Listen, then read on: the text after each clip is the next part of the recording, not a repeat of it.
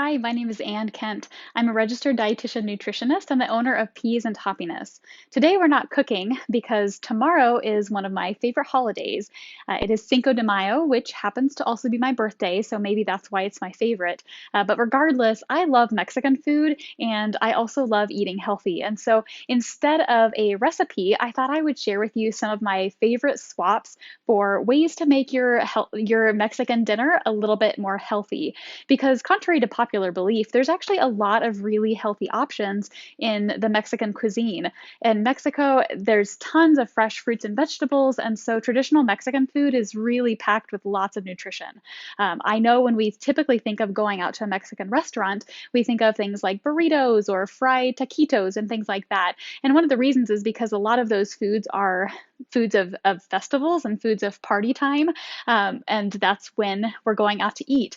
However, on the menu, there are also some really good, healthy, nutritious options. So I want to share with you what those are today.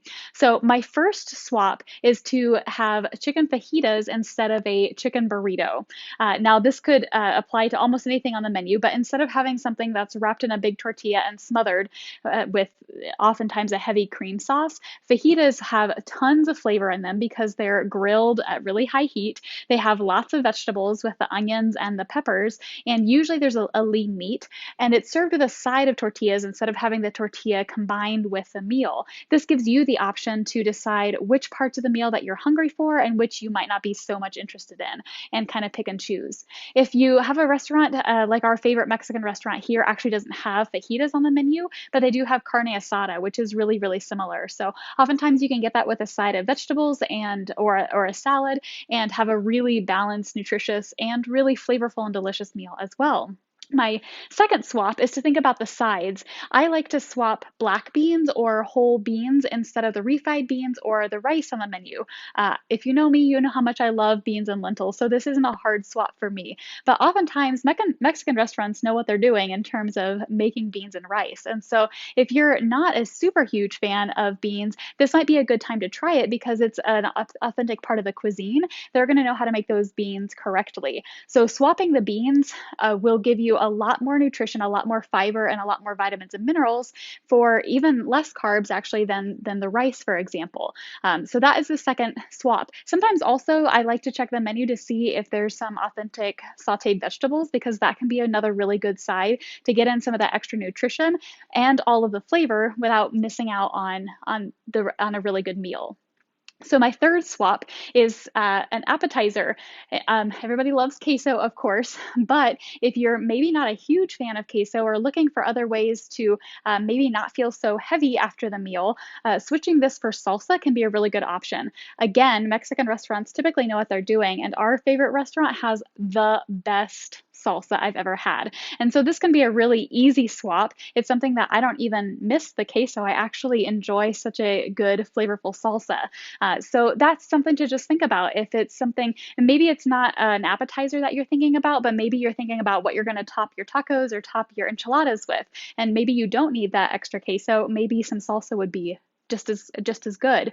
Salsa is technically a vegetable because it's made of tomatoes and onions and peppers. So again, you're getting a lot of great nutrition and flavor in that option.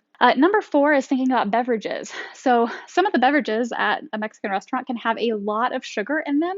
So think about those really sweetened drinks like pina coladas or the flavored margaritas. But oftentimes they do have a skinny version, which can be a little bit lower in sugar. So again, this is a personal preference. If you're going out and just having fun, this may not be an issue and you might just want to enjoy your favorite drink because it's a special occasion.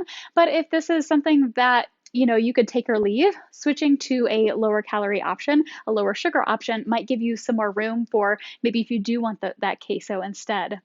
So switch number five is thinking about dessert. So sopapillas are one of the most traditional Mexican desserts. They are so delicious if you've ever had them. They're fried dough and it's really, really good.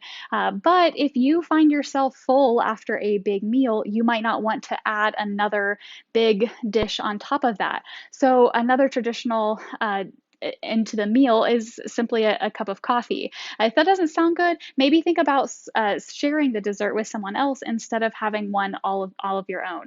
We get the most enjoyment out of the first 3 bites of food, so really tuning in and paying attention to those first 3 bites can help you really get a lot of enjoyment out of your food without necessarily eating the entire thing. So these 5 tips are not necessarily things that I recommend everybody to do all the time. These are things that I like to implement here and there when it works for me. So a big part of intuitive eating and learning to eat well to nourish your body in the long term is to really savor and enjoy your food. So some of these tips are things to just consider when you're thinking about what you want to choose at the meal. But the most important thing is that you really enjoy what you're eating. When you really tune in and enjoy that food, then we'll naturally eat less of it because we're paying more attention and we're more satisfied with less. Um, Sometimes you'll maybe want to use a couple of those swaps, and sometimes you won't want to use any. But notice how you feel before and after the meal to decide what choices might be best for you in certain times. If you have more questions about intuitive eating, I will drop a link to a conversation I had with Dr. Cindy Dallow, a colleague of mine who's a registered dietitian, who talked a little bit more about intuitive eating, specifically about the satisfaction factor. And that's really what we need to focus on when we're thinking about substitutions like these.